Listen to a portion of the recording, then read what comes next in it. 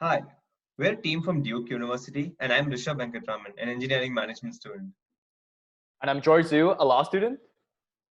And I'm Patrick Riley, and I'm also a law student. Today, we are presenting our idea for a tool to augment strategic business intelligence by analyzing contract-based supply chain risk on a mass scale. COVID is currently straining every link in the supply chain. Data has shown significant manufacturing decreases, lead times doubling, and massive dips in revenue. This has put companies in a death spiral that has left them scrambling. In response, companies have had to rapidly assess the risk of disruption from each of their suppliers. We are proposing a solution that provides a strategic risk assessment method for contracts. Rishab?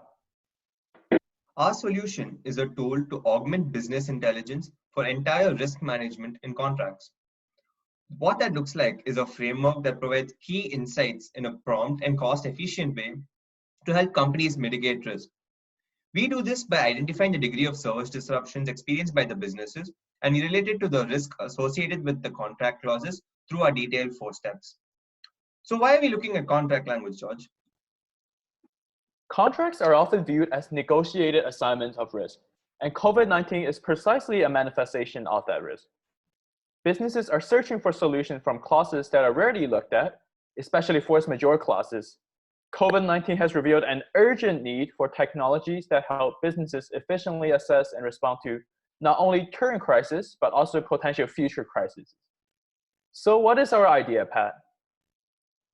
Our approach identifies how risk is allocated within contracts, dividing risk evenly or unevenly between customer and supplier. For example, the supplier accepts more risk by granting termination rights to the customer upon certain delays. Analyzing and quantifying these risks allows companies to assess if their contract varies from industry standards or allocates more risk than customers wish to tolerate. Some suppliers may be worth accepting more risk due to relationships or importance. But with this information, companies know the risks they agree to, and in times of crisis, can quickly assess the suppliers capable of invoking clauses such as force majeure. So George, how do we extract risk from the contract language? Right. There are keywords or phrases in a contract clause that reflect the party's risk preference. We'll demonstrate this through force majeure clause, but it can also be applied to other contract clauses. If the clause explicitly mentions pandemic, then the customer bears the risk because the supplier can be excused from contractual obligations. On the other hand, if the clause does not include pandemic or contains terms indicating restitution, then supplier bears the risk because of the addition of contractual obligations.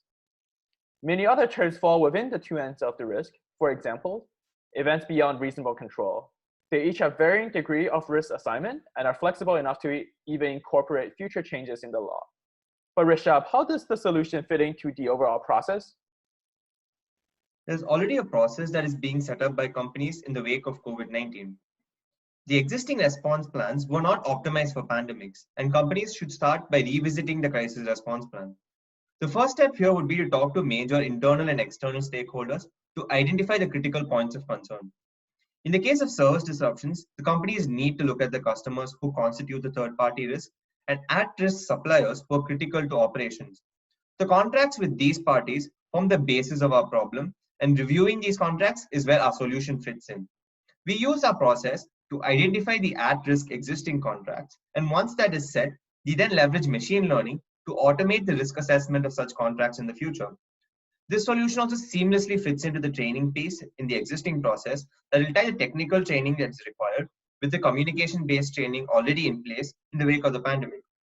This process can be adopted by companies of scale to quickly assess their at-risk critical suppliers to triage and also strategically balance the risk of specific contracts in the future. But all you discussed so far is based on the existing COVID-19 pandemic and the example force majeure clause analysis. But to get to our comprehensive framework, our approach needs to be built out further. We must extend the framework to account for other acts of God. We must implement our solution on existing legal software such as SEAL. For easy adoption, we must definitely broaden our framework to include other types of clauses such as restrictive covenants or termination clauses. And finally, we need to conduct market research and legal research on the degrees of service disruptions to improve the nuance of our tool across industries. With all of this included, we're looking at a full-fledged essential legal tool of the future to analyze risk of entire contracts. And we, for one, are looking forward to it. Thank you.